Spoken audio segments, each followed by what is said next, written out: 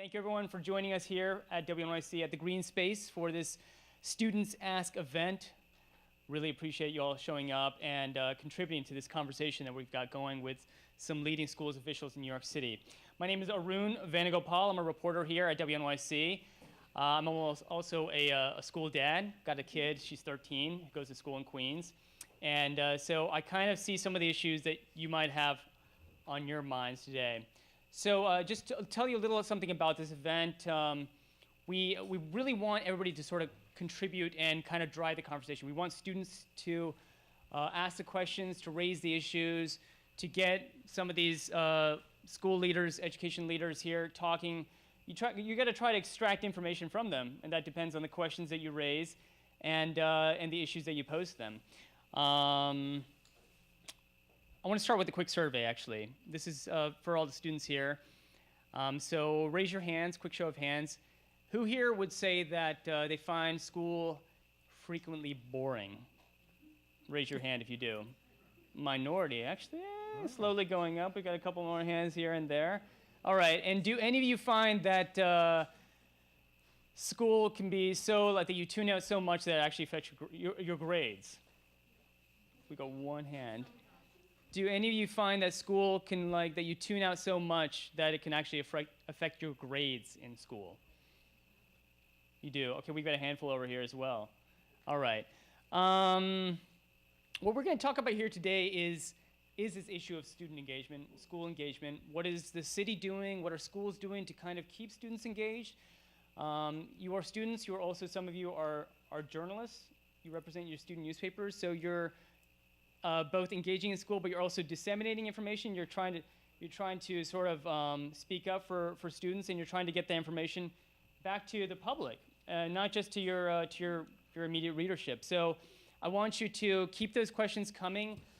We have a couple people here that are going to help with this conversation. Those are my two colleagues at WNYC, Beth Fertig and Yasmin Khan. Please hold up your hands. Mm-hmm. All right, these are both education reporters, and they're kind of the experts, but we also have some people here who are radio rookies and who have also been studying this issue. One quick statistic, which I think might be useful for you, that makes this issue kind of pressing, is that this issue of student engagement is that every year there are about 9,000 students who drop out of school. They don't graduate in New York City. So if you have a cohort, as they call it, of about 80,000 kids, about 9,000 of those kids end up just dropping out.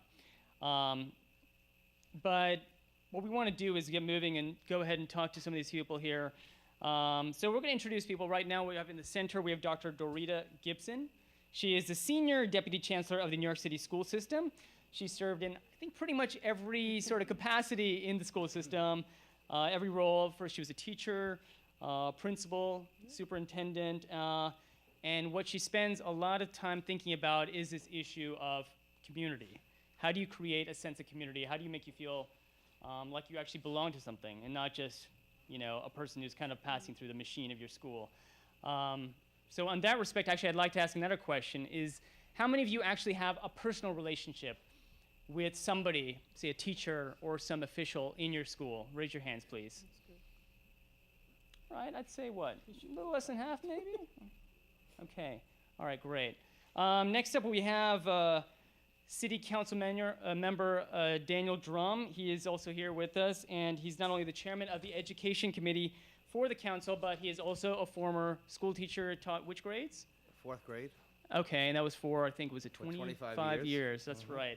He's actually my representative and neighbor. We tend to bump into each other quite a bit in the street in Jackson Heights, which is where we live and what he represents in Elmhurst. And we have somebody who didn't join us here tonight because he's got transport issues. He's stuck in traffic out in Connecticut, but I want to just kind of give a shout out to him because his name is Dr. Christopher Emden. He's a professor at Teachers College.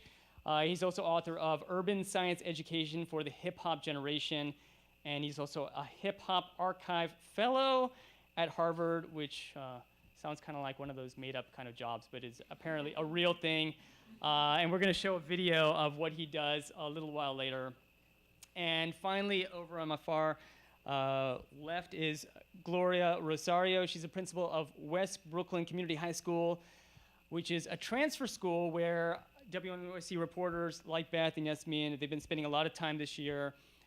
This is a school for students who are anywhere from age 16 to 20, who've decided to re-engage with school. And we're really happy to have Gloria here today. Thank you. Also, I think with some of your colleagues and students, is that right? All right, anybody here from West Brooklyn? All right, okay, good. All right, I'd also like to give a shout out to the Corporation for Public Broadcasting, CPB, for their grant for the American Graduate Project. It's a media project which examines the national dropout crisis. And it also helped pay for our coverage of West Brooklyn Community High School this year, and for the reporting along with the radio rookies. We have any rookies here in the audience? All right, okay, good, excellent. All right, so first some ground rules before we get into this whole conversation. I know, like I said, some of you are journalists, so keep your questions a little short, okay? Don't opinionate too much. Try to keep it factual, and you know, this is actually a great chance to hear from people who are actually driving policy, who are formulating policy in the city. It's not too often you actually get that chance where they have to kind of answer your questions. So make use of that. If you have a question and I like you, I'll call on you. We'll get you a mic before you start talking. It's not a bad idea to write your question down, even if you're pretty comfortable with it. Just kind of crystallize it. But if you don't feel like really kind of saying it out loud, if you're shy, your voice kind of fails you, let us know, and we'll go ahead and read your question for you. Just make sure that we get you that mic. All right, what else? All right, we're gonna have Beth and Yasmin who are gonna help make sure that you get that mic in hand.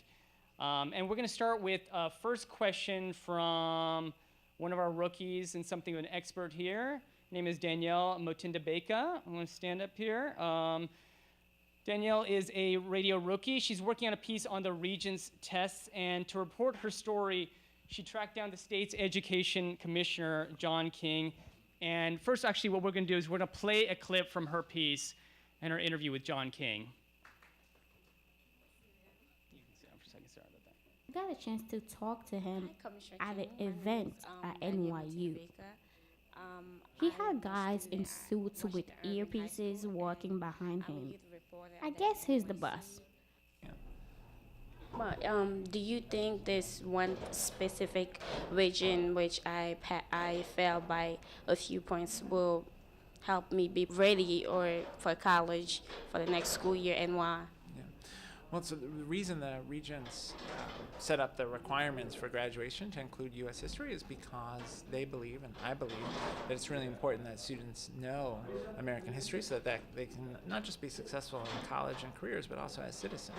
So I think there's a lot of value there, and we want to do everything we can to support our schools and supporting our students so that they don't end up in the situation that you're in. I explained to him that my school is closing down because the graduation rate is so low. I also tell him how hard I have worked. Well, I really admire your stick-to-itiveness and your persistence, right?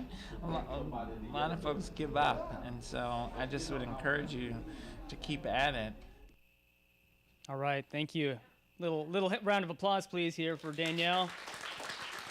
All right, and we're going to use that chance as to kind of start things rolling here.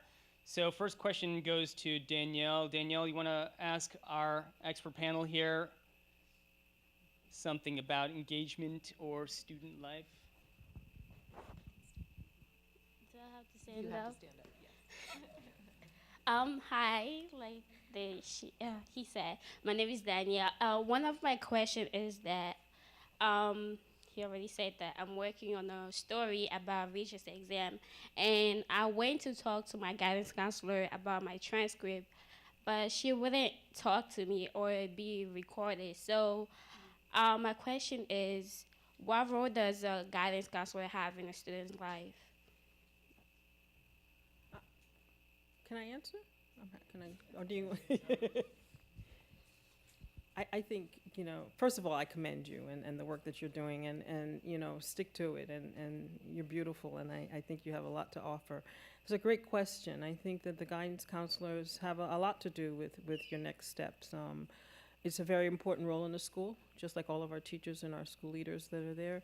They should spend time with you to talk about your transcripts and what you need, because you need to be an owner of yourself. And so that you need to know how many credits you need, what's your seat time like, you should track that every single semester so you know the direction that you're going into. And if you find that that's not happening, you need to talk to the principal, you need to talk to somebody in the school to say, I really need to know where I am, where I'm going, what my credits are looking like, what's going to happen if I miss my Regents by 2 points. Do I have to take the class all over again? Can I go just take the Regents again? Because you can. You don't have to take the seat time again, but there's so many questions out there. But they should be taking a very strong role in your career and what's going to happen to you before graduation. So you have a follow-up question, or do you want to Well, I was going to just address it a little bit as well.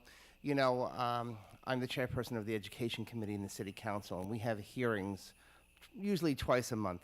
And one of the main issues for me has been getting more guidance counselors into our schools, because I really believe that guidance counselors can show you the direction and the coursework that you need to do, but they can also help you get into college. And so that's been a big issue for me. So today at the hearing, I did ask the Chancellor, is there or are there any dollars in the budget for additional guidance counselors? And she said she's working on that issue, and that what she would like to see happen is on the school level for principals to allocate or to hire additional guidance counselors in our schools, because one of the issues that's come up for me is the caseload that our guidance counselors have in the public school system.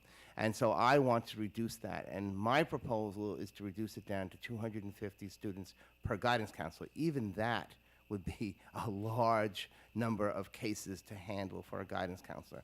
But if we could at least aim for that, that's something that I would like to see happen.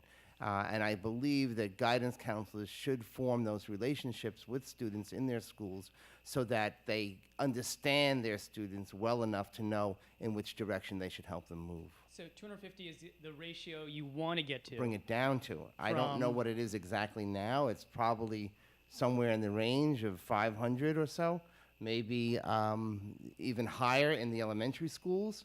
And the school that I taught in, PS 199Q, in Sunnyside, we had one guidance counselor full-time and a part-time bilingual guidance counselor for my whole 25-year career. We had over 1,100 students in that school. So I'm kind of curious. I know you get your hand raised here, but I do want to hear about people in terms of their thoughts about their relationship, if they have a strong relationship with their counselor. Can anybody speak to that?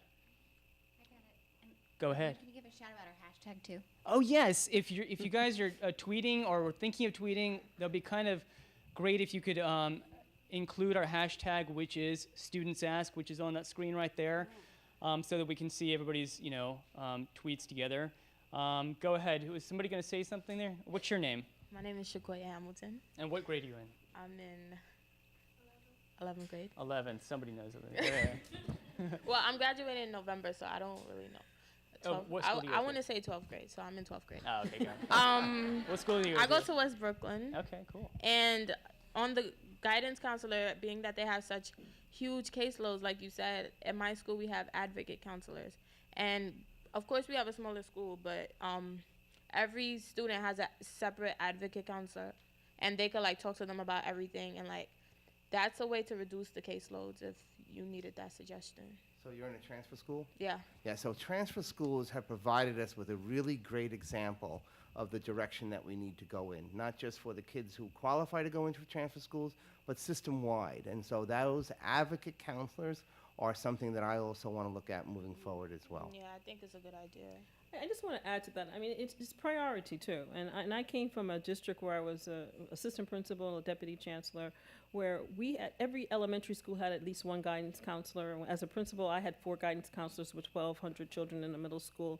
I mean, it's such an important, vital role in any school that you have. And I think that it's not just about college recruitment or college counseling, but it's about everything, because the guidance counselor is that person, the go-to person, and students should feel comfortable to have someone to go to, because that's that one person who's going to advocate for you, who's going to be there for you, who's going to come to you and say, you're going to miss this regent by these many points, or you remember you need X amount more regents to be able to graduate in January. Yeah. So, I mean, I think it's such an important role. I think that the more we talk about guidance counselors, I mean, it's a strong role in any school. I agree, but also in my school we have separate things, like for the internships we have the LTW staff. That's great.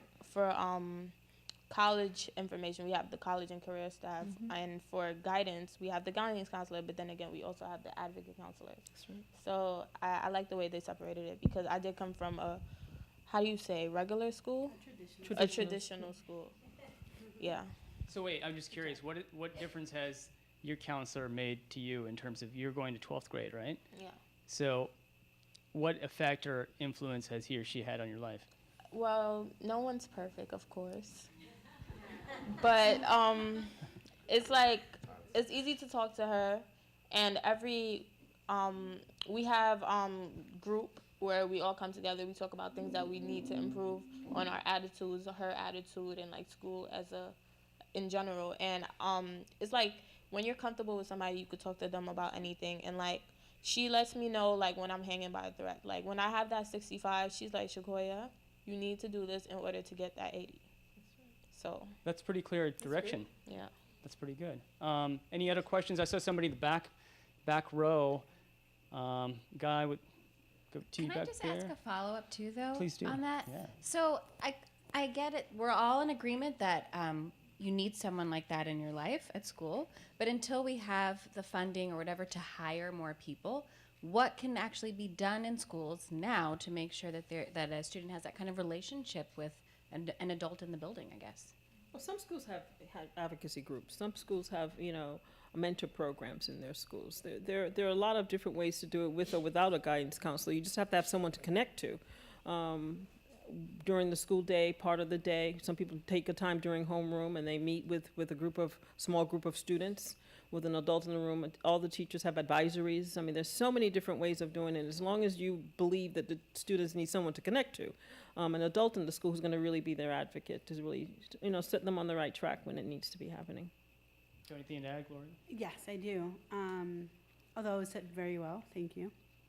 And thank you. I think when my experience in a traditional high school, something that I felt was missing, and I didn't realize until I went into a transfer high school, is that there wasn't a common understanding what it meant to build a relationship with a young person.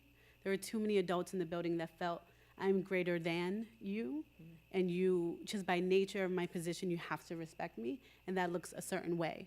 And immediately the young person would be shut down, ignored. I had a follow-up question for you. I'm wondering, your guidance counselor is open to talking to you, just not recorded. Did I understand you correctly? Not really. So then that's a problem. So I think if your guidance counselor is not open to talking to you, you need to get your parents involved. You need to talk to your principal immediately. So if you don't want to get your parents involved, okay.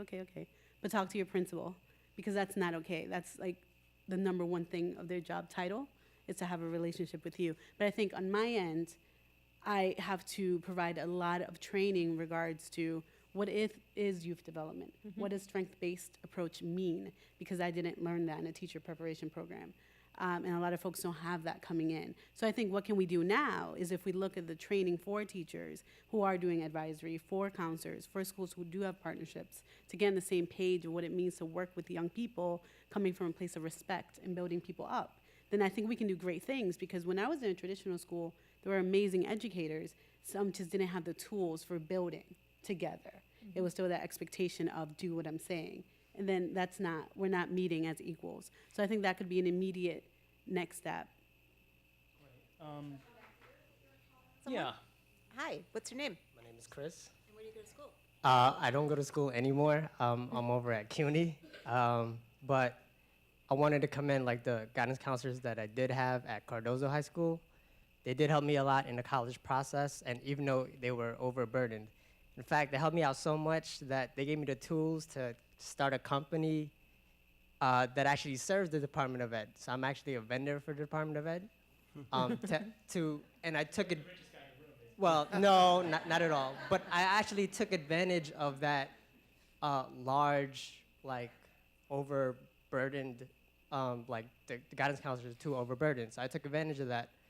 But my suggestion to the Department of Ed is to actually develop more partnerships with local universities and colleges to get the mentors that can take over a little bit of that college admissions or scholarship process. There are some partnerships with CUNY, but I think that could definitely be expanded.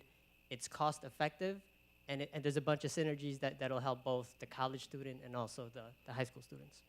That's good. Any response from our panel? No, I agree with you. I think that's a very good idea. I mean, the more adults you have that are going to be in your school to support students, the better it is. I mean, you know, schools do it differently, and I do believe in the leadership. You have a principal that really believes that adults need to connect with children and they need to learn how to do that. That will happen in school and will filter down into the classroom. But we have to make it work. All right, I know we've got somebody whose arm is getting tired up here. Why don't you go ahead and introduce yourself before you ask your question. Hi, my name is Shauna Lee, and I'm from West Brooklyn Community High School. And back to her thing about the regions, like I'm a senior, and not everyone is a test taker because I'm not. So, like, why would you prevent someone from graduating and pursuing their education in college just because, you know, they can't get that regions, you know, because not everyone is a test taker. It's not that they don't know it, but sometimes people get so nervous that, like, they forget everything the moment when it comes down to doing that test. Like, can you guys come up with a system where, like, the student can go to college without passing all their regions because something has to be done? And I feel like the time is now. Time is now. Well, I agree with you 100%, and I have been somebody who has been fighting for alternative measures to evaluate student performance, and I'm not a big fan of the regents per se, and from what I understand has happened with the regents is that it's very different from when I graduated high school. I believe that I had to take a English and a math and then 1 3-year sequential regents. So it could have been in Spanish or it could have been in history, and then you got the regents diploma. And today, from what I understand from our talk earlier, is that you have to have 5 regents today. And I don't know that that requirement really makes sense. And I think that if we are going to require something like that, then we need to also have an alternative for students who have worked really hard and who have shown progress so that they can move on and graduate and not become discouraged by continuing being told by the testing system, the big money corporatized testing system, that they're a failure. And so that's one of the things that I've been fighting very, very strongly for. All right. Okay, great. Let's have a question here. My name is Stephon Jones, and I go to Bishop Lachlan. And I wanted to ask you a 2-part question on this word that I've been hearing from politicians forever, transparency. What does that word mean to you, and will you be transparent to us, the students? Transparency, could be very opaque sometimes, you know. I know where you're coming from. I'm personally, I believe that you tell the truth and we're honest, and sometimes the answer is not such a popular answer, but you have to be honest and truthful and do the best that you can. So I try to be transparent. I try to be honest. I've always been that way in everything that I've done, my personal life, my career. And I have to tell you something, working with students, you have to be honest because students know the other answer. You know, they know the answers before they ask the questions. And as a teacher and as an educator, if you're not honest and you're not transparent, children see right through it, and you don't have trust. And I think it's very important to earn get trust, earn trust at a very early on when you start working with students. But transparency is very important, and to be upfront and honest. Was there some particular bit of government information maybe that you want as a student that you think the government should provide you with? No, it was just a general question because I hear that word so much. I hear that from every politician I see on the news, and I wanted to see what they thought about it. Thanks. All right, do we have another question anywhere nearby? Go ahead. Hi, my name is Elaine Edmondson, and I'm from Dewitt Clinton in the Bronx. I feel that the education in other countries like ours is slow compared to theirs. And I heard also recently that the New York State test, that they've made it harder and the education has been more advanced than before. So is it going to be the same with the regions and the high school education? So when I hear that type of an argument presented, I have to disagree a little bit because I think a lot depends on how you evaluate progress or how you evaluate an education. If you're talking simply about test scores, Maybe test scores show one thing, but I don't think that a test is the overall way to evaluate students. I think there are many ways to evaluate students. And so I think what we have fallen into in this country is a reliance simply on test scores. And I think we have to move away from that. And I think if you do look at that, overall, our country is doing just as good or better than other countries around the world. All right, looks like You can applaud. question back there. I'm a politician, so. They live on that. On this side. Hi. What's your name? Where do you go to school? My name is Adrian Roque Silvas, and I go to Bishop Lachlan. So I hear you saying that we're trying to move away from basing education on what scores tell us, but I do know that in the future, instead of Regents, students will be taking what is being called the Common Core, which is also supposed to be the harder version of the Regents. So why are we making these changes if we want to move away from what scores are telling us? I think, and I'll attempt to answer that question. I think we're moving towards a Common Core aligned Regents, and I think that we've started that work in elementary and middle schools, and it's just a new strategy of teaching and how you go deeper. And you know, it's when you look at just the score, you say it's an I gotcha mode, and we have to move away from that because it's really a method of teaching and how do we teach and how we not penalize students who, as they're struggling through a new strategy or new type of educational system as the Common Core. And I think that it's difficult at this time. I think that we saw that with our middle school and our elementary school students as they took the test this year. But I mean, you know, sometimes you need to look at tests. You can't have the test be the answer for everything. And we shouldn't make decisions about everything with just a single test. And I think that we talk about that a lot lately. And I think we believe in that. So it's the test will be aligned. That is one of the mandates that we have. And we're trying to move forward in that direction, but we're preparing our teachers and we want to prepare our students so that they're not feeling like you need that one extra credit and I just can't pass this test and what are you going to do and judge me with that score. Principal Rosario? I personally feel that we're trying to move away from what scores are telling us. We shouldn't be implementing more tests, but rather finding ways in which we're able to test what a person is really capable of without test.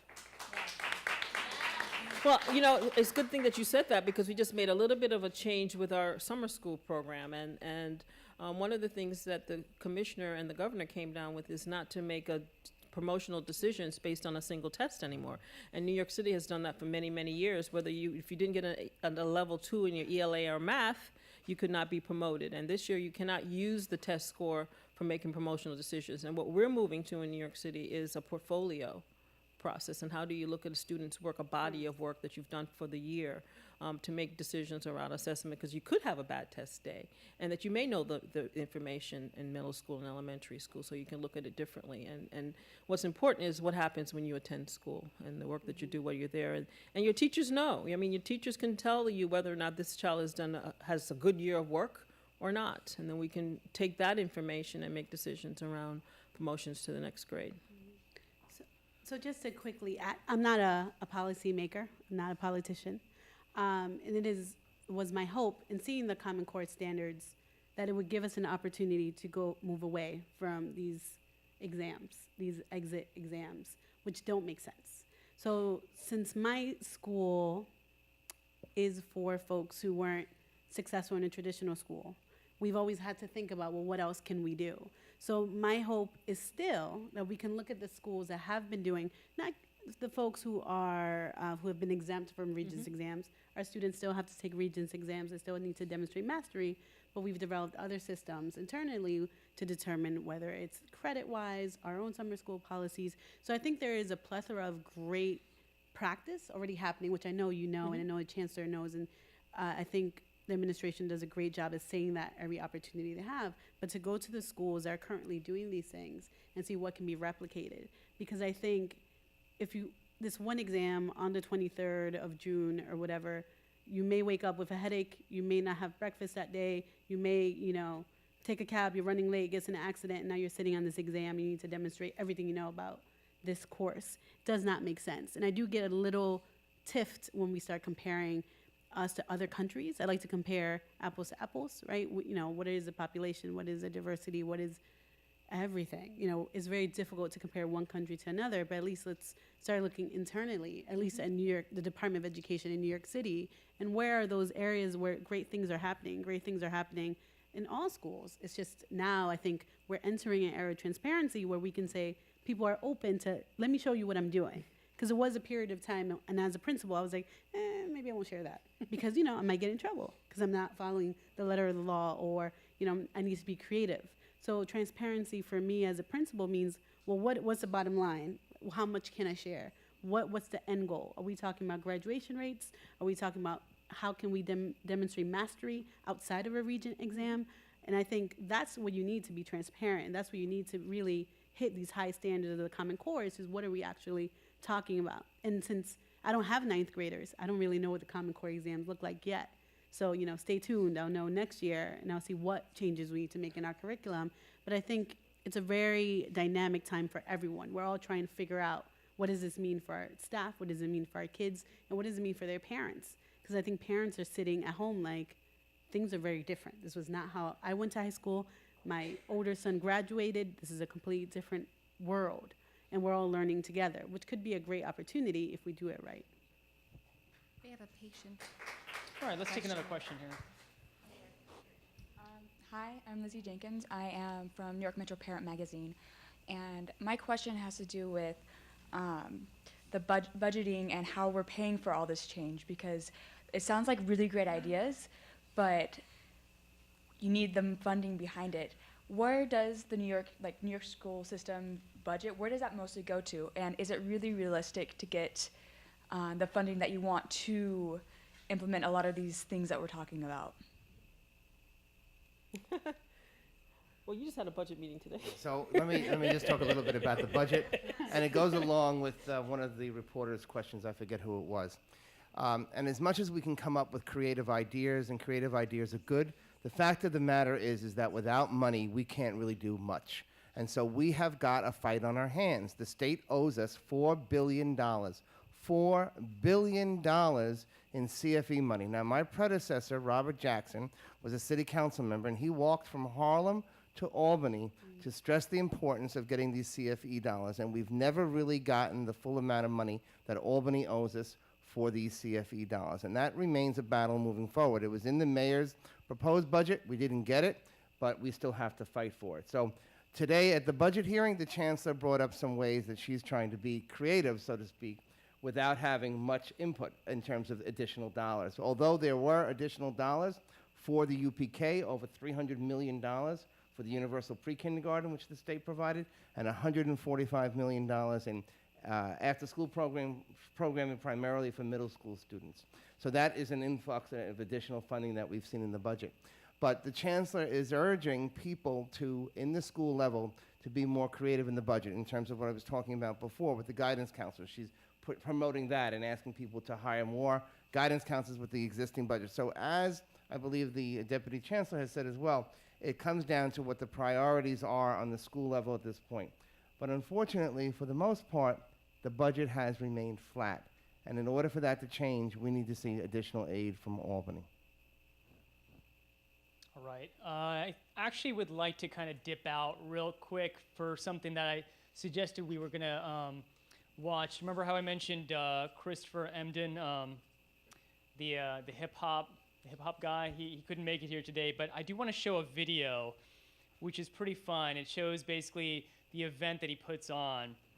We're going to see a few minutes of that, and then maybe we can talk about whether, you know, school is as engaging or as innovative as it needs to be. So why don't we just see a few minutes of that video real quick. Ladies, up to the stage, please. You can't hate with the new Wu-Tang. Check out our lyrical slang as we begin. Trying to reach our goals, so we keep on striving. Adenine, thymine, cytosine, guanine, base pair, date pair, like we are rhyming. Natural selection, survival of the fittest. Just remember Mother Nature screaming, anybody can get it. We not done.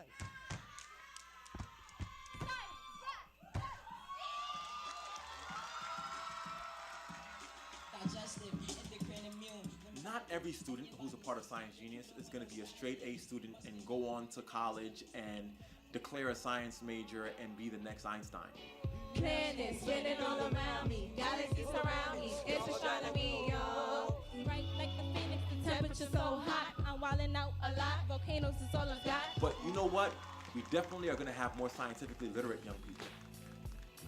These resistance/demons were kinda holding me back, and I let them. But the simple way to get me on track was force times this place is work, no debate. I'll take that concept, apply it to my mistakes, and now I'm progressing, a natural rap genius. I'ma get an A if I see this on the regen.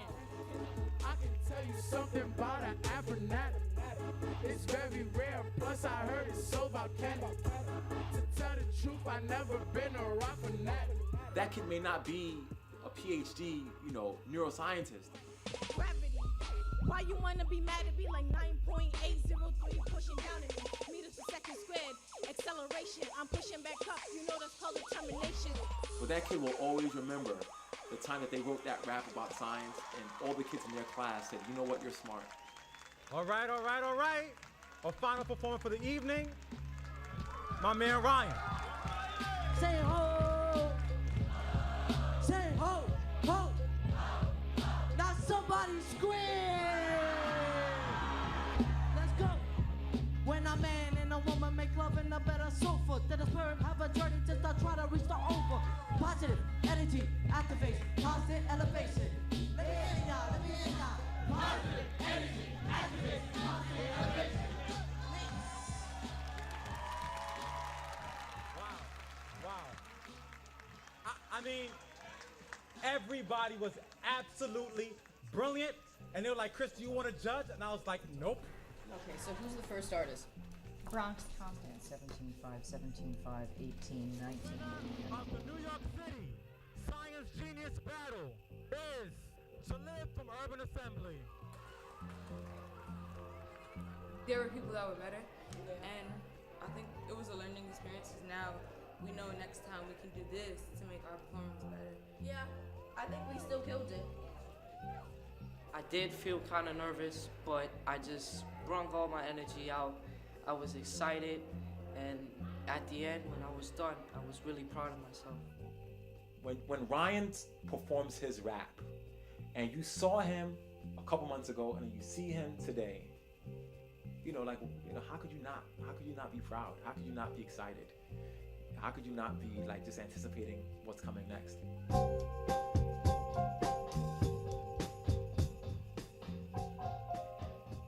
All right, so Science Genius, what did you guys think of that?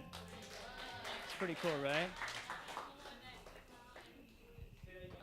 I like the one that came out and you heard the rhythm and you was like, yeah.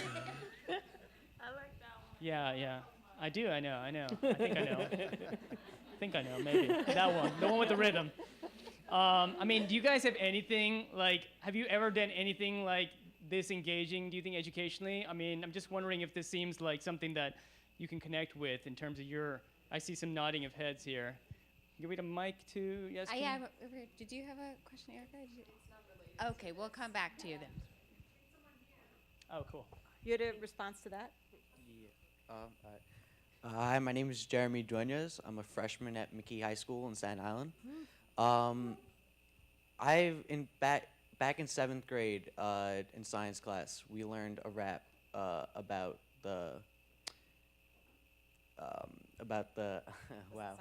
Yeah, it was about the cell structure, and that's something that I remember to this day, so I can relate to what they're doing, and I think that if there were more activities such as this, even as silly as it seems to do a rap about the digestive system or something like that, I think it would be effective in the classroom. I think my favorite was ova rhymes with sofa. Somebody right there, why don't you stand up and introduce yourself? Yeah. Hi, good evening. My name is Francesca Samper, and I'm a senior at Cardozo High School. I can certainly relate to the material in the video. It was actually back in 7th grade. I attended school on Long Island back in Baldwin Middle School, but for a project, I ended up doing a rap about smoking and the effects it can have on you, and I did it to the Fresh Prince of Bel-Air theme song, and I thought I was the coolest kid. And wait, let me see if I don't want to bring take it on. Come on, let's hear it. Okay. This is a story all about how tobacco can put you into the ground. If I were you, I wouldn't take that dare, but I'm here to take a minute just because I care. Oh you want me to do the whole thing? Yeah. Okay.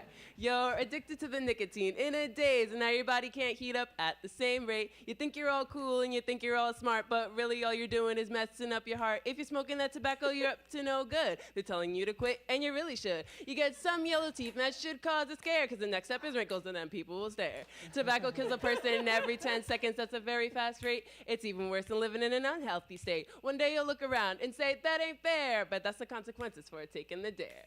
Oh, yeah. Take a bow, take a bow.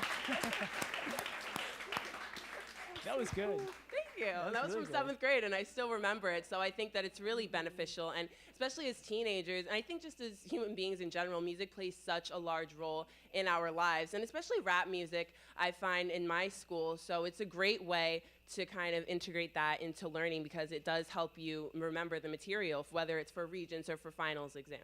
So if I were to just keep you standing up for a second, course. what was your name again? Francesca. Francesca. So if you were to, is there a question out of what you've just been saying that you think, since you do have this panel here, is there any question that emerges from what you've been, your experience that you would pose to this panel? Absolutely. Well, it wasn't directly related to music, but I did say that I went to school in Long Island, and then I ended up homeschooling for my sophomore year, and I came to Cardozo my junior year, and transferring those credits was actually kind of difficult, and I was blessed enough to be in an honors program in Baldwin, so I was a bit more accelerated, and I was able to kind of fall into my junior year curriculum a little bit easier, but I was somewhat disappointed because even though my grades qualified me to be in AP classes or whatnot, and I was looking forward to being in an honors curriculum, and I found that at Cardozo they didn't really have a general honors program as they did in Baldwin. So I was just wondering if it was discussed at any point, or if it's realistic. I know that we were speaking about the budget earlier, if there's any way to incorporate more of a generalized honors curriculum, a more accelerated program for starting from freshman year, because there are AP courses in my school, but there's only a very select few honors classes, and I just think that it's somewhat unfortunate. If there was a more generalized honors program, I think that it would give students a better opportunity to shine. So I wanted to know if that was at all a possibility or in discussion at any point. Well, that's a very good question. I know your school is a very big school. I know your school Yes. very well, and they have lots of opportunities there with honors classes and AP classes. One of the things that we'd like to do is have more AP classes across the city. In some schools that don't have them. Not all of our schools have AP classes, but it's very important that we do that. And the other thing is that, you know, we do have college now programs, and students do take college courses, but there's something to be said about raising the bar and have rigor there in order to prepare children for the next level. It is a school's decision in terms of what types of honors classes that they have. A lot of our schools don't have a lot of honors classes or a lot of AP classes because they're small, but one of the things that our chancellor's talking a lot about is how you can really combine resources and work together and share like an AP teacher in a school. So there's lots of conversation about that, because I think we really need to give lots of opportunities to youngsters. Thank you.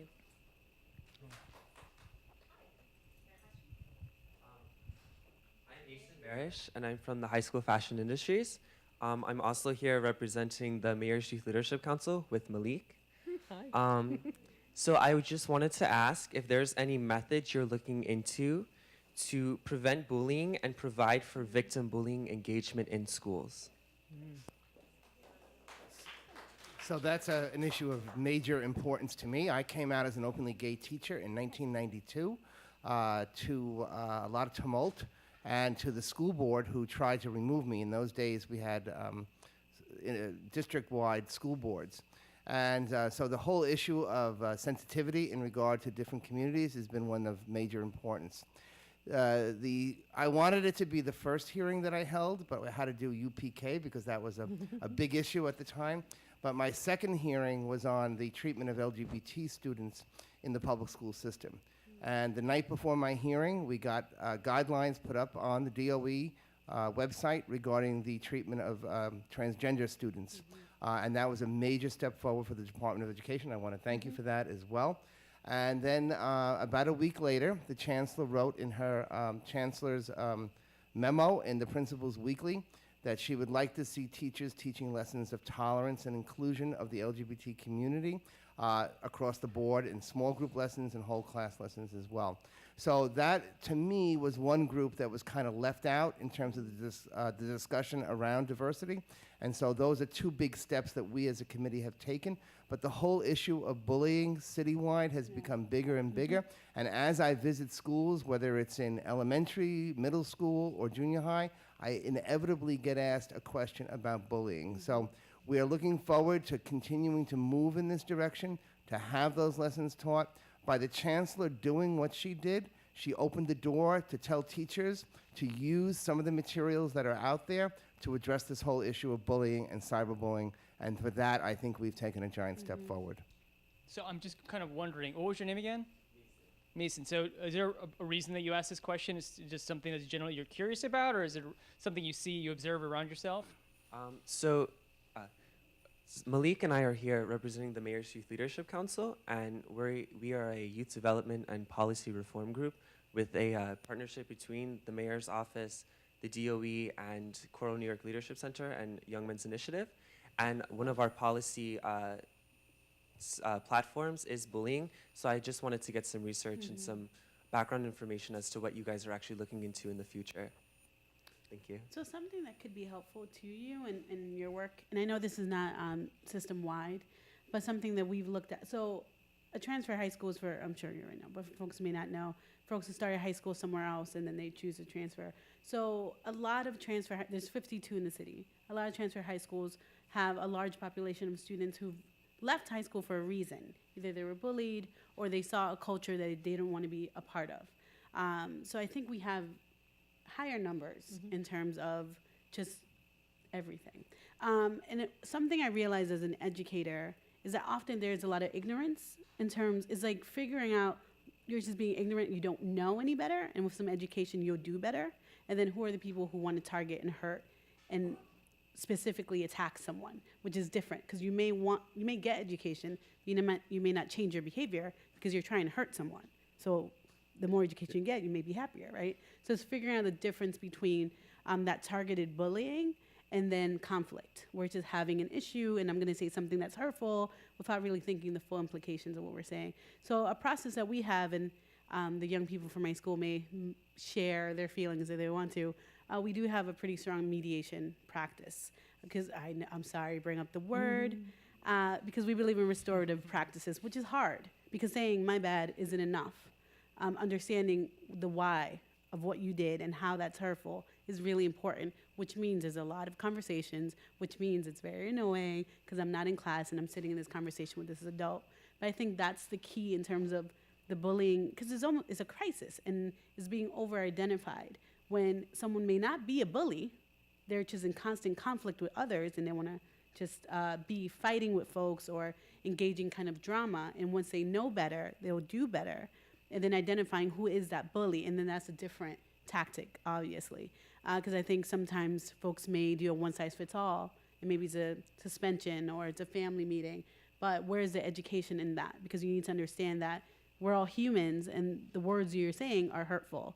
And I understand that the result of that could be annoying, lots of meetings, lots of conversations, but our hope is that's impacting the long term of those young people. So in our work in developing these practices, the restorative practices, which is, researched everywhere, was really, really helpful. So that may be something you want to bring back to your committee as a conversation starter. No problem. Thank you. Is there somebody back there, Yasmin? Yeah. All right, why don't you go ahead and tell us who you are? Hi, my name is Erica Lopez, and I'm a student at Brooklyn Technical High School. And this is a question that's not really related to what we've been talking about, but it's kind of more about teachers. So I know that recently there's been this whole evaluation system for the teachers, and I know at my school there was a diagnostic test that was some ELA test that they were giving the students, and I know that it's going to be used to rate the teachers. So I was wondering, kind of my question is more for Dr. Gibson specifically as part of someone in the administration, but I wanted to know, what is Bill de Blasio's view on rating teachers, and are standardized tests from students going to be used in that process? I think that this is state mandated. I think all school districts have a form of evaluation system, whether it's for teachers or principals. Everybody's evaluated somewhere along the line. And I think that New York City has always evaluated teachers. They were rated satisfactory or unsatisfactory. The question is how, and that's what's changed now. And how do we now use part of the ELA and math test scores that's going to be a 40%. That's attached to an observation, whether you go in and you observe the teacher. So there's a qualitative measure and there's a quantitative measure. And how do you do that to measure teachers? There was a parent that just spoke to us a little earlier, and he more or less said that he needs to have knowledge about how a teacher is doing. I think that teachers need to be evaluated, supervisors need to be evaluated, but I also think they need to be supported. I think that's such a strong, important piece there, that as a new teacher, you need the support that's there. You need someone to come and tell you what's working, what's not working, and have good engagement. And how am I going to be better at what I do? I'll tell you that teachers can get tenure in 3 years. 3 years, you're not a master teacher. It takes 5 years to really be good at your craft. And I think that if you go into education for the right reason, because you love children and you want to do it, you really need someone there who's going to be supportive of you. So it's very difficult to just take the test and say, this is how I'm going to measure you. It's not the only way of measuring. But I think that if we use an evaluation approach that's supportive and not as I got you, then I think we're in the right direction. But I think that I can speak for the chancellor and myself. We believe in support. We believe in best practices. We believe in teachers learning from one another. And we know that we have some great teachers out there, and they should share their craft with us. And I think that when you're in a school and the teachers are struggling, a school leader is supposed to, that's their work. Your work is to teach the teachers how to be better teachers. So it's not just about a test score. It really is about the community. It's about the instructional community, the professional development that goes along to support educators in your school. All right, I think we have a question from right back here. Do you have a question? Why don't you stand up and tell us who you are? I don't really want to stand up, but my name's Christina, and I go to West Brooklyn. You said teachers are evaluated, and they need someone there to make them feel good or whatever, but we need that too, and if the teacher's not there to care for us and care about what we're learning and that we're passing and stuff, then how are we supposed to feel that we're doing good too? Like, they need the support, so do we. We're the ones learning, and they're the ones teaching us. You So need more if they're not- support. Yeah, and if Children they're not need more giving us support. and if they're not giving us that support, then how do they expect us to Well, show I, us? I would say that's the job of the school leader, that if teachers are not giving the support of students, then they're in the wrong profession, because, that's why we're there. And I think that it's collective. If you want to say that you're using an evaluative approach, a teacher's job is to teach and to make sure that the student learns. And how are you going to get there? We saw the RAP. We saw there's different methods. How are we going to get the knowledge imparted? And we're going to do what works. And I think a teacher who cares about the work is going to do that extra mile. They're going to be there after school. They're going to say to you, you're shy a couple of points. I'm going to be here for you. I'm going to help you get over this. And we're going to do it together. That's what teachers do. And that's people who love teaching. They do that work. Yeah, and I want to say something to that. And all teachers aren't like that, so I don't think they got evaluated pretty good. Sorry to say. And I think that we believe in good quality teacher effectiveness, and I think that we need to continue to work in that direction so that we have the best teachers working with our students. And I want to say also, what you're saying is true to a certain extent, but I also want to defend teachers because for the last 12 years in the previous administration, teachers were beat up and they were held accountable. We talked about the word transparency, but the other word is accountability, and I'm a little tired of hearing about transparency and accountability without support. And teachers do need to be supported so they can support you, but when they don't feel supported, or when they feel that they're being beat up upon, then it's very hard to motivate those teachers to change the culture of the school or the environment in which you complain about. So we need to first support our teachers to make sure that they're doing the right thing. There are some who need to go and to leave the profession, but they also need support so that they can then support you. All right, we have a lot of other hands being raised. Yes, you want to hand the mic to somebody? You should let us know who you are. Hi, my name is Kagan Finnegan, and I'm from Dewey Clinton High School in the Bronx. And basically, what I was thinking is that we do have a lot of good teachers, but we also have a lot of teachers who aren't so good. And my question is, for the teachers who have I guess you could say we have that good balance of support, but there's still teachers who don't seem to know the material that they're trying to convey to the students. And they don't really have good communication skills when it comes to students. Will there be another way of basically evaluating these teachers on like an individual basis, just to prepare them for the role that they'll be taking on? Well, they are evaluated individually. But also professional development has become a really big thing with this administration, and that we really want to make sure that there's enough time for teachers to be taught how to teach the craft and what needs to be done. And it takes a long time, and we have to really put them in the position that we're teaching them how to teach what needs to be done for Common Core, whatever it is. They need professional development. They need to come together. Professionals need to come together in a strong learning community to talk about the craft. And that's how you get better at what you do. You learn from one another. It's not by the book. It's not just by you go to school, you become a teacher, and it's finished. It's ongoing learning. We never stop learning. You should never stop learning. And I think when you bring a group of teachers together to have that strong instructional conversation about education, about how things have changed, you go a long way with that, because that brings that back into the classroom, and they can be better for all of you that are in this room. And I have a second question, which is basically in my school, which is a fairly large school. We've had two smaller schools integrate into our community, and we've been having a lot of teachers who are let go basically because the positions they're not no longer, I guess, needed. My question is, the process that's been explained to me is that there is a certain way that they choose which teachers they're going to get rid of and which teachers they're going to keep. And basically what they do is they get rid of the ones who've been there for the least amount of time. So I think it's like, I heard like if it was like 10 years and then there's another teacher who was there for about 20 or so on, they keep the one that's been there for a while. They keep the veteran, but they let go of the newer teacher. How is that helpful to students, especially since a lot of the time I find that we need teachers who understand us, who can basically communicate with us, because students change over time, and with every generation, you need new ways to interact with us. So if we're keeping the veterans and we're letting go of the youth ones who know how to connect with us, how is that? I feel like that's impacting our learning in some ways. So I want to know why exactly that decision is made to basically choose teachers that way. It's based on seniority, but I will say this, that there's some veteran teachers who engage and do things very well as in addition to that. But as you lose staff, as you lose students, as your enrollment goes down, you excess teachers. And as a result, you tend to excess based on subject area, or you excess based on seniority. So if you've been in the system for a very long time, you tend not to be excess unless you're going to retire. It's not whether it's fair or not. It's basically that's how the contract is stated. And I will say that many principals have figured out ways to keep their non-veteran teachers because they're great, and their veteran teachers that are great, because the truth of the matter is when we go through this process of evaluation, what you're doing is you're not looking at it like that. You're looking at keeping the best teachers that you have.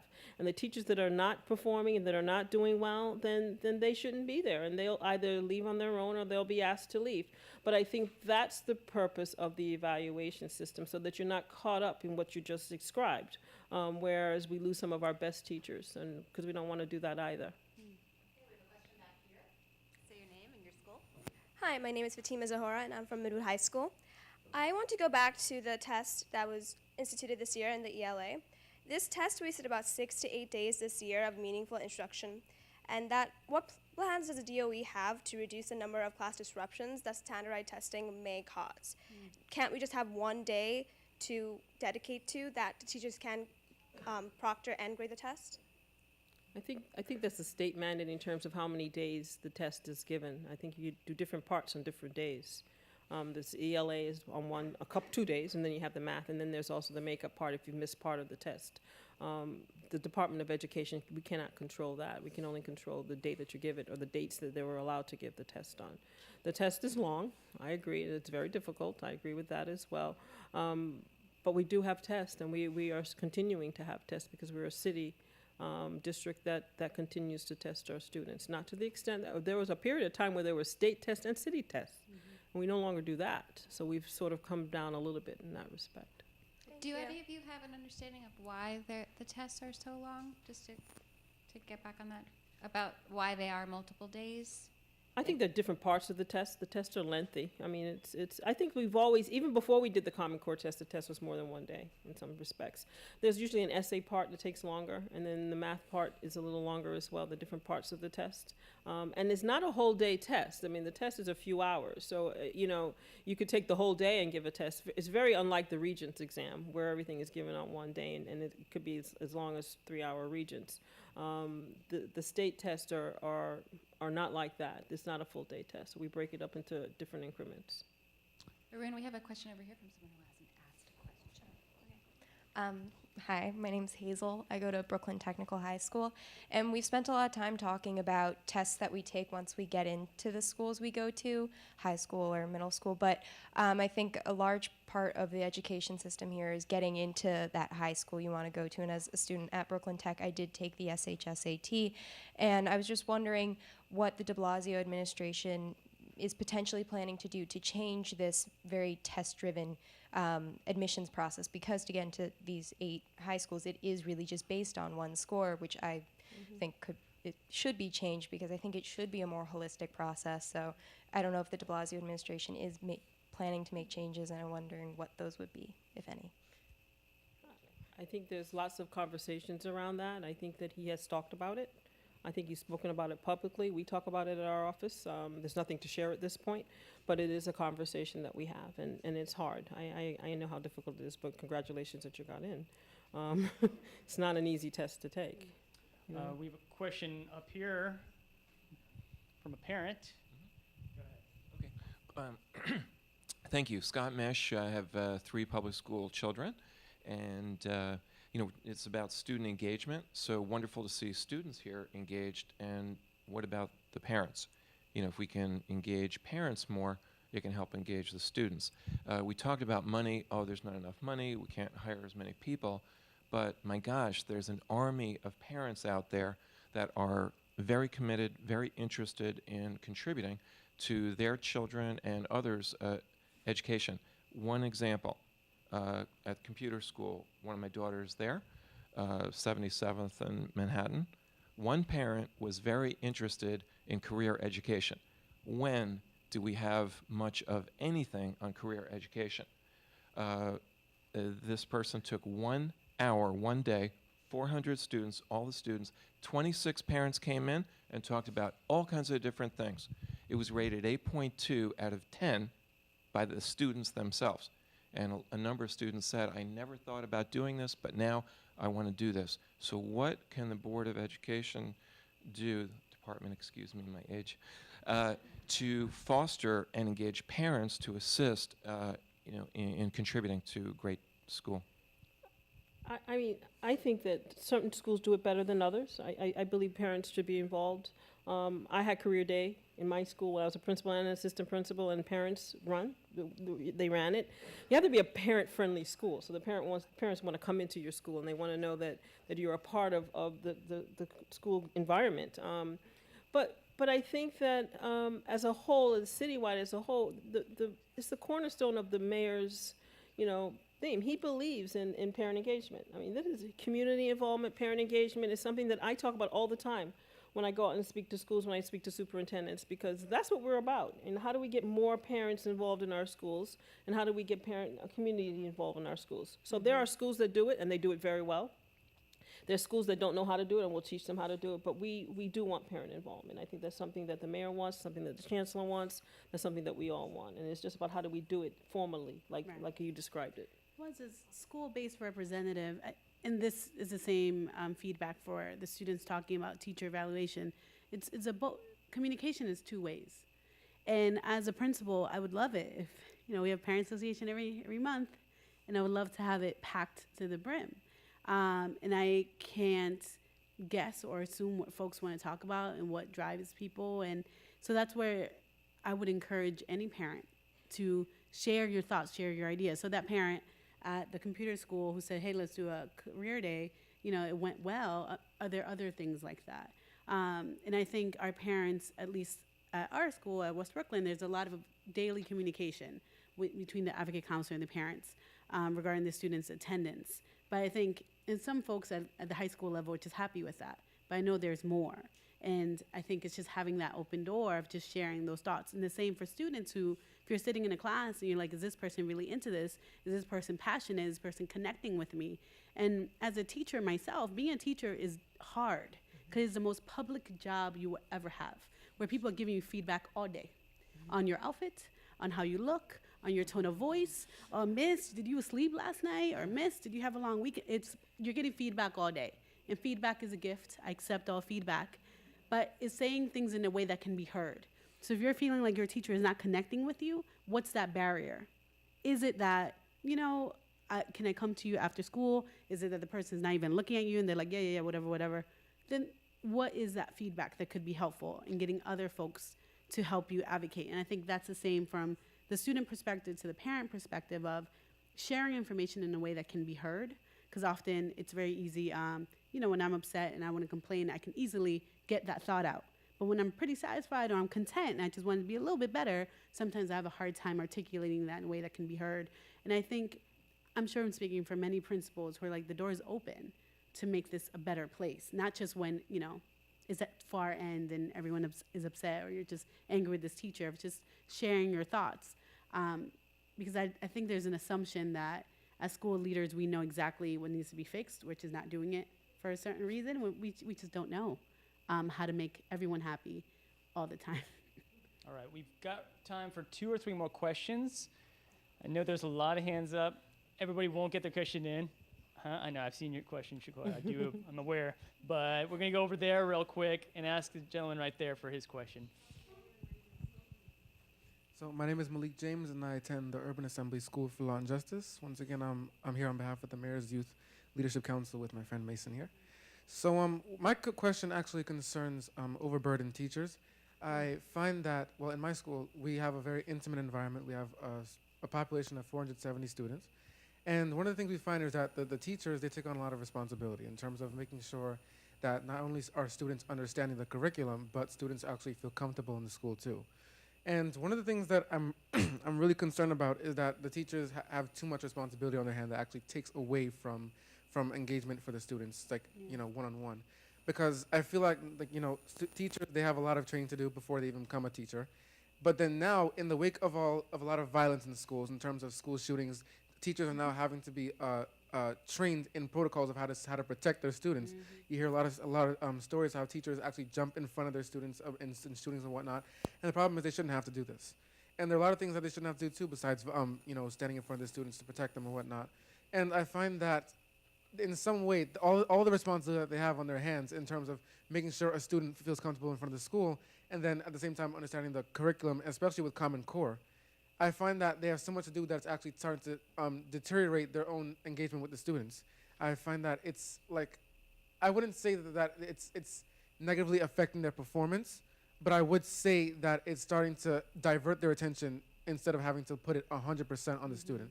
So I'm actually, I'd say I'm asking, what do you actually think a teacher should have that's integral instead of having to incorporate all this other stuff that they need to know too? What actually should be what's higher priority for them to know? Well, well said, and I feel exhausted as you said that. The truth of the matter is, teaching is very, very, very, very hard because Principal Rosario said it best. You're always on. People are always evaluating you, and everything is a priority. I mean, everything with a student is a priority. You can't pick. You can't say that I'm going to just focus on this today and I'm not on this today, because you have to look at the whole child, you have to look at the curriculum, you have to look at everything that's going on. So it's all important, and it is a hard job, and I think most teachers do it very well. They juggle it, they make sure that they get that extra attention. If you don't get the attention during the school period, a good teacher will seek you out during the day and say, Michael, John, I saw you the other day, and let me talk about this a little bit. You had your hand up, I didn't get a chance to call on you, what did you have to ask me? I mean, you're everything to everyone, and you have to be there. It's easy to burn out, but people that love to do what they do and who love to be with students, you don't burn out. You just go ahead and you do the work. It's a lot of burdensome. What we have to be careful is that we're not setting teachers up to fail. And I think that when you're in an environment where teachers feel supported, And they know that if they come to the administration, they come to the principal and they say, this is pretty tough day, things are happening here, they'll get some support there, or they'll get some professional development where they need professional development. If you know that you're working within a community and people are working together and you can learn from your neighbor, I think you feel better, you feel more at ease, because you're not always running around on eggshells thinking that someone's gonna try and get rid of me tomorrow, because that's not what this is about. It's how do I become a better teacher? If I'm not a great teacher, how do you become a better teacher than that? Because you have to continue to learn and you have to continue to grow. And I think that with a good leader, that happens. And in a good school where all these things are happening, you have a lot of great resources that are there because other teachers pitch in to help.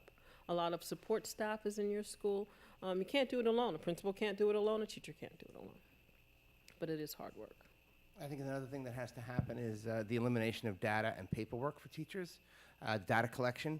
What they had me doing before I left school, before I left teaching in 2009, was I had to walk around as a cluster teacher, which meant that I went from one room to the next, you know, teaching a social studies lesson, et cetera, was that I had to bring one paper for every child, and I had to check whether I thought the child got the lesson. I put a check. If I didn't think the child got the lesson, I had to put a minus, and if I wasn't quite sure, I had to put a question mark. And I had to do that looking over my shoulder.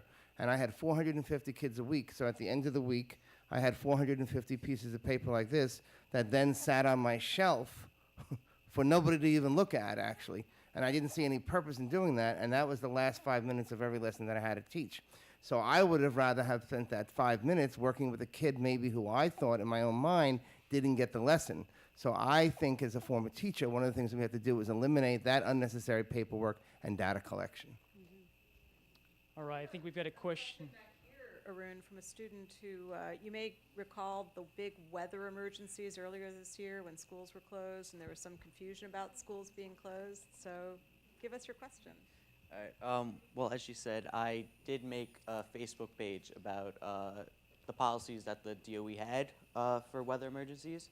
So it's something that's not in any of our minds. Snow, I'm sorry to bring it up.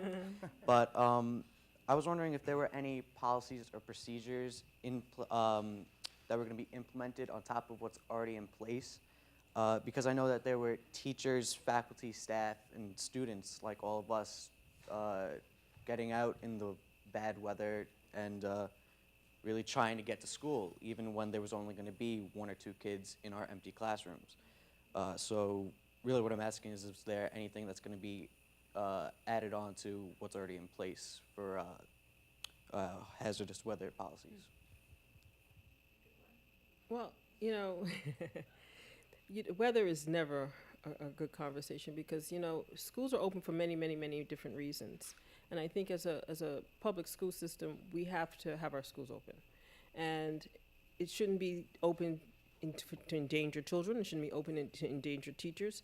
But the point being, if you can get to school, if a teacher can get to work, then they can go. If not, you can't go. I think that it is not one person's decision on whether or not schools should open or not. I think that it's a collective decision that's made. And a group of people come together, they have a conversation, and if the buses can run and children can be picked up and parents want their children to go to school, then we have to provide a place for them to go. I've worked in the system for a very, very long time. We went through a period of time where we never closed schools, ever. And I, too, was a teacher. I used to love to go to schools on a snow day because you can do a lot can get done because you only have a small group of children that are there. You can do all the engagement one-on-one with the students that are there. You can do quality things when there are no children there or there are fewer children there. But at the same time, it is hard to go to school. But as a principal, when my school was open on a school day, I did a lot of great things. I put coffee pots up for when parents came in and when teachers came in, and whenever they came in, and I thanked them for coming. And the teachers that had to go far away, I would let them go early. And I don't know if this is illegal or it wasn't illegal, but you just do what's right for adults as well. And for children that were there, that actually came in, we made sure that they were safe and they got home safe. I never went home until the last child was gone or that they were home safe. So school is a place of comfort. You know, you need a place to go. There are some parents who have absolutely nothing. They have to go to work, regardless of the weather, and they don't have a babysitter, and they need the children to go someplace that's there. What we have to do is say that as a school system, that it's up to the parent and it's up to the adults. If a parent needs their child in the school, then they need to be in school. If a parent doesn't need their child in school, they too can stay home. And teachers make the decision about whether or not they should come in or not. They're not penalized. No one should be penalized for that. Children are marked absent, but they're marked absent for an excuse. So, it really is up to the individual, but I think that as a school system, as a government-issued place, children need to have a place to go in case of an emergency, if it's a snow day. If the school is empty, it's empty. If the school is full, the school is full. There are a lot of places during snow days that all children come out. There are some places that very few children come out, and sometimes teachers come and sometimes teachers don't come. But I think for adults, it's an individual decision. For children, it's what their parents want. Last couple questions. I know you have one with the mic. What's your name and what do you want to ask about? Hi, I'm Sharona Perch, and I'm from DeWitt Clinton High School in the Bronx. I have 2 questions. My first question is about the Common Core. With implementing the Common Core, how do you think it will affect the other exams, such as Regents exam and AP exams? Has New York City, we start school in September, whereas schools in the South, they start school in August, but we all take the AP exam in May. How do you think by implementing the Common Core, would the classwork become more rigorous? Would the APs become more rigorous? How can we prepare ourselves to meet the standards and the requirement to take the exam as the kids that's in the South who start in school earlier? All right, why don't we keep it at one question? Okay. That's a big question. You're asking how to prepare for the Common Core? Yeah. Okay. I think the Common Core is a method, an understanding. How do you go deep? How do you real life education?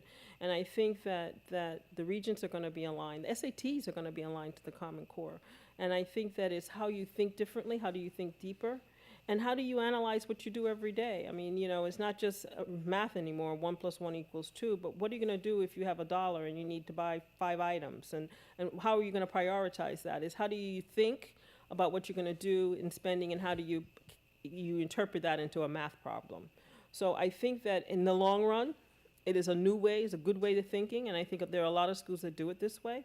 And I think it's just hard to learn a different method, when you've been doing one way so long. And it's going to take a little bit of time for it to really catch on. But I think when you think about the fact that the regents were going to be aligned, the SATs are going to be aligned, and we took it differently, started with elementary and middle. It will be in high schools with the regents, it will be for college preparation, and it's just a way of doing things differently. It's not a curriculum, it is just a strategy on how you think. And it really is going deeper and not so much broader. And how do you take collectively all that your knowledge, all that you've learned, and put it together and to come up with the right kind of answers, real life situations. Okay, I have I'm gonna ask, is it Shakoya? Yeah. I'm gonna ask you to ask this last question, after which, if we can ask the panelists to take a couple minutes afterwards, if they can engage with anybody else who has questions one-on-one, perhaps, and we'll wrap it up. But I asked you to kind of summarize your question in a couple sentences. What would you want to ask them? I used to go to computer school, so that's a good school, yeah. And also, I wanted to ask I have a son, so how can schools accommodate teen parents, and how are we gonna help them? Like, some students have to choose between going to school or taking care of their child. Well, I can answer that question, and I have to tell you that New York City has done this very well. We have a program as part of District 79 where we have what we call the LIFE program, and we have students that have babies, male and females, and they can drop the students off in their schools, and that they can continue with their education. It's wonderful. Last year I went to the graduation, and it's wonderful to hear the stories of the teen moms, because many of them would have dropped out. They never would have continued to go to school, and they don't feel that there is a stigma. They had a baby, there's someone taking care of their baby until they're 3 years old, and now we have universal pre-K. They can go to that after that. But there are places all over the city where we have these programs, and they work very well. I think there may be one in DeWitt Clinton High School, in fact, LIFE program, and we have a great principal there, and the teachers that are in the program are just wonderful. So that's how we deal with it in New York City, and I think I'm very proud of that program, and it's run by Tim Lasante. Does great work. No, the LIFE program is an amazing program. But for us smaller transfer schools that are no longer in District 79, we don't apply for that. So for a school of 200 students, I have a lot of teen parents, and it's a very real conversation. And I'm no one to tell someone to figure that out. That's right. If they, don't have childcare. So I think it's thinking about alternative ways, whether it's sharing a LIFE program, whether it's being, regionally, or our superintendent could take a lead in that. just because figuring it out on our own, it's been difficult. We've tried to partner with schools nearby, we But you just need shouldn't a have little. to. And I think that if there's a need in a community, then we would open up another life center. That's an important piece because I think the life centers are open to all students. It doesn't matter what school you're going to. It doesn't have to be for the child that's in that school. Right. It's from whatever school, wherever you live. If you're closer to a school that has a life program, you can go there. If you go to a school that's closer to the life program, you can go to that school. And we work very hard to make sure that we match up the student and the babies so that it's successful. Because the goal is that you continue your education and that you get your diploma. I mean, and the child is taken care of and you don't have to worry about it. And it doesn't cost anything. So I'm curious, so some of you are student journalists, right? Do any of you know what you're going to write about, your takeaway from today's event? Do you have a headline, a paragraph, a quote, something like that that you think you're going to, what's that? Unfortunately? Did I say unfortunately? Okay, well, we don't. Do any of you know what you're going to say or write? Have you already been taking notes from today? Yeah? Do you have a headline or some kind of a thing that you're going to take away from this? Still thinking about it, still processing it. Nobody's really come up with it yet, right? I'm on Twitter and I've been tweeting Students Ask for the past hour and a half, so that may give you some ideas because I've pulled some of your questions and responses. So you can follow me at Beth Fertig. Yeah, and if you're, you know what, I'll tell you this. You guys are in the media too. This is a great chance for you to get your stories into the minds and the eyes of people like Beth Fertig, Yasmin Khan, other people. Just consider yourself somewhat empowered. Use Twitter, share your articles with your teachers, get them to pass it on to us, or tweet it at us. You might just think you're in high school, but you can help kind of keep this administration, this mayoral administration, accountable if you guys are sort of like reporting from the ground. Thanks for joining us. If you have any more questions, go ahead and feel free to mingle afterwards. Thanks a lot, guys.